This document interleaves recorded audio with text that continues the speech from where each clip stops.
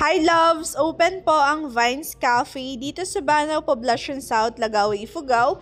Side lang po ng Jet Phoenix Gasoline Station. Come and have your coffee and snacks here mga loves!